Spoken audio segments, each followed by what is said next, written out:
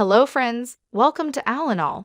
In this video we look back, your favorite actor Dan Blocker, a big man with a big heart. Don't forget to hit the notification bell and like and subscribe to the channel. Enjoy the video.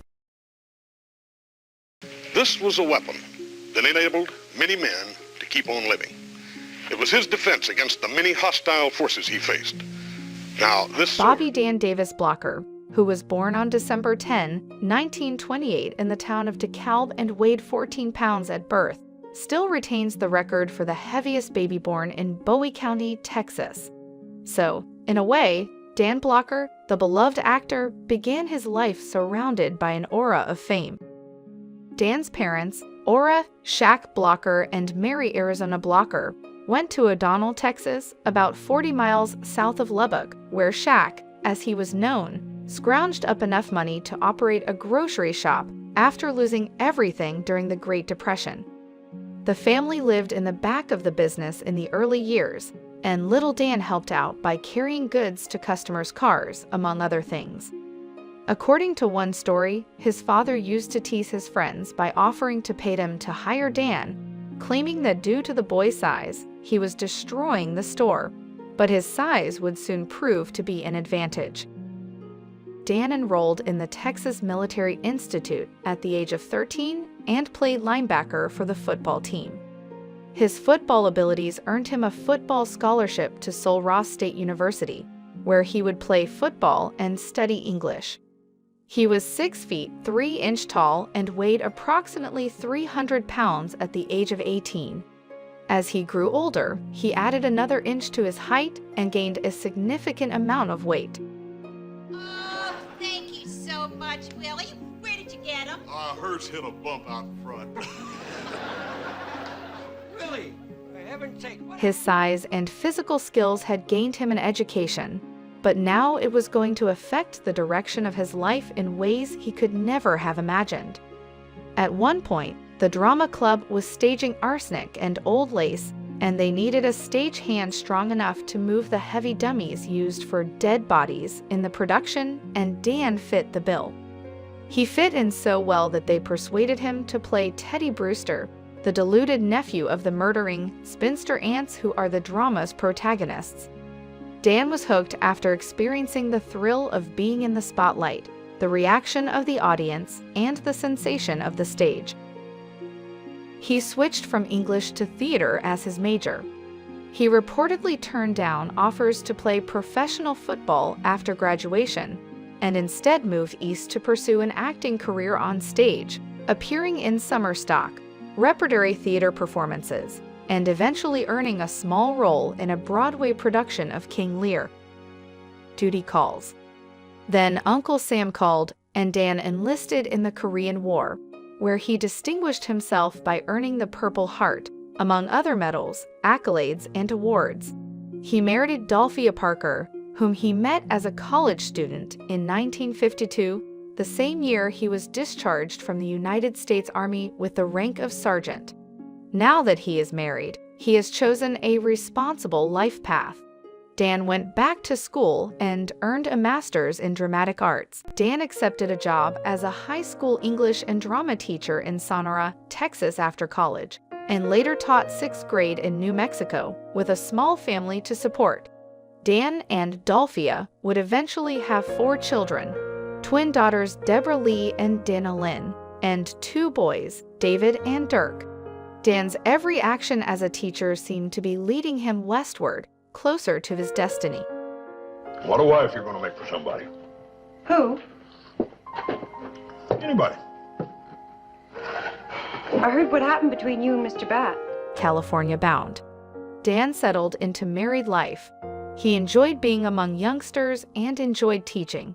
He shared his love of acting and language, and he may have influenced the lives of the students he taught in ways he didn't realize. He had a golden heart, according to all accounts.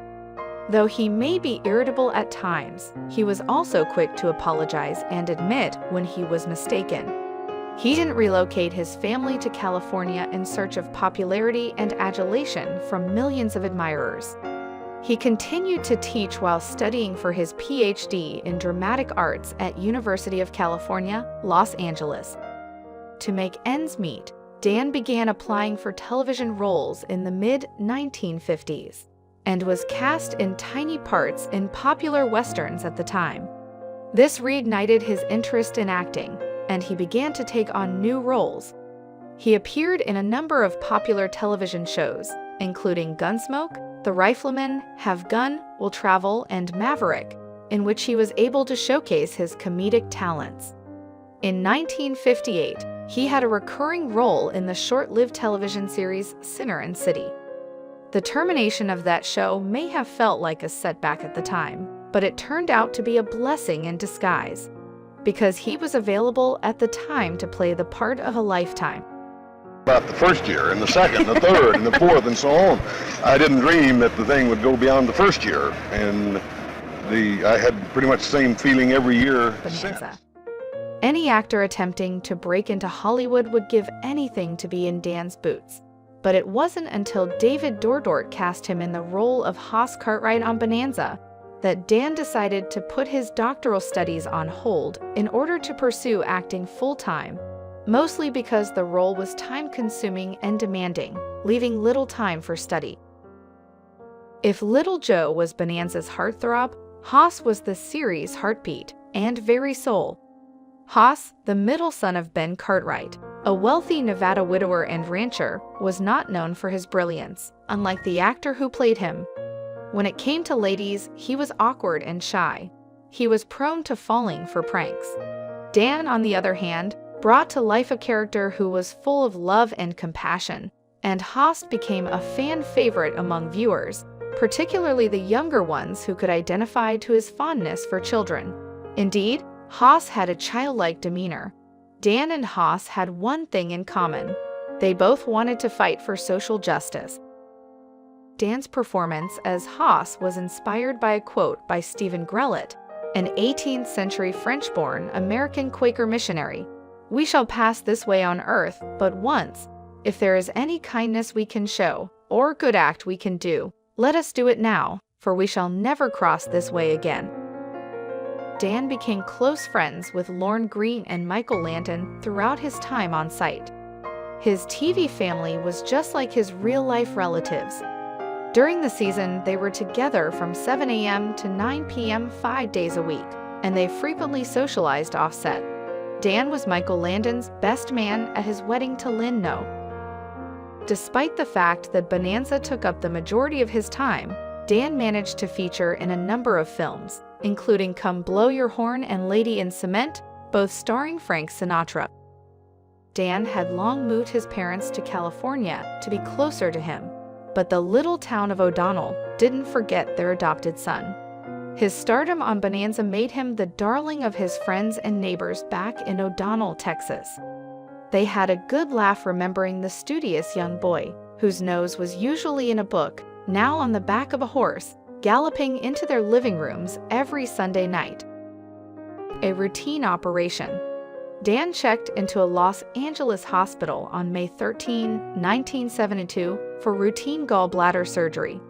Nobody expected anything less than a full recovery and a return to another season of Bonanza, but a blood clot in his lung changed everything. Dan Blocker died, leaving a bereaved wife and 4 children, a bereft cast, including best friends Michael Landon and Lorne Greene, and a bewildered nation. Dan Blocker was just 43, and at the peak of his career. His memory lives on. The grocery store where Dan swept floors, stocked shelves, and carried bags out for customers is now boarded up, but the name Blocker is still painted in large yellow letters where the entrance used to be, and a large yellow silhouette of a 10-gallon cowboy hat is painted where the entrance used to be.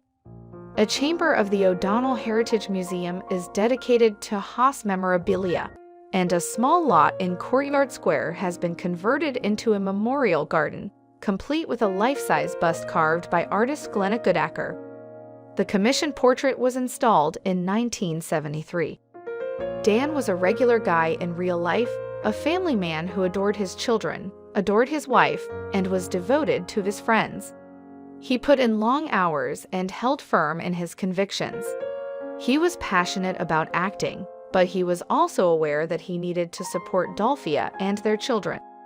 He was a star living in Hollywood, but he didn't live an ostentatious life, not even in death. He's buried in an unassuming grave in a plain family plot in Woodman's Cemetery in DeKalb, Texas. The family marker reads simply Blocker. His in-ground stone is relatively small and could easily be missed in the surrounding patches of grass and dried earth.